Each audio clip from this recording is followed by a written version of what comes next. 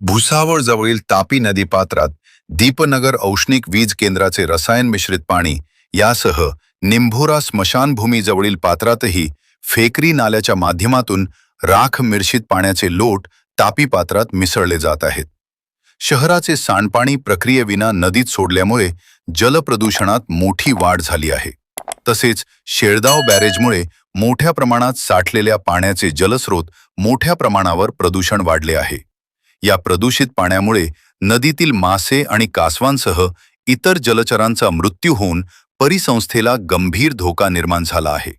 या संदर्भात प्रदूषण नियंत्रण मंडळाचे उपप्रादेशिक अधिकारी यांना विचारले असता भुसावळ तालुक्यातील दीपनगर प्रकल्पबाधित गावांमधील नदीपात्रात किंवा पिण्याच्या पाण्याच्या जलसाठ्यांमध्ये मिसळणाऱ्या सांडपाण्यावर नव्याने प्रस्तावित असलेल्या आणि अंतिम टप्प्यात असलेल्या सांडपाणी प्रक्रिया प्रकल्पात जलशुद्धीकरणाची प्रक्रिया करून ते पाणी भविष्यात दीपनगर औष्णिक विद्युत निर्मिती केंद्रासाठी वापरले जाणार असल्याचे ते म्हणाले. मात्र हे दूषित पाणी केवळ जलचरांसाठीच नाही, तर या नदीवर पाणी पुरवठ्यासाठी अवलंबून असलेल्या भुसावळ शहर आणि परिसरातील गावांच्या आरोग्यासाठीही धोकादायक ठरत आहे. Bureau report, Mahanews 19 Bhusawal.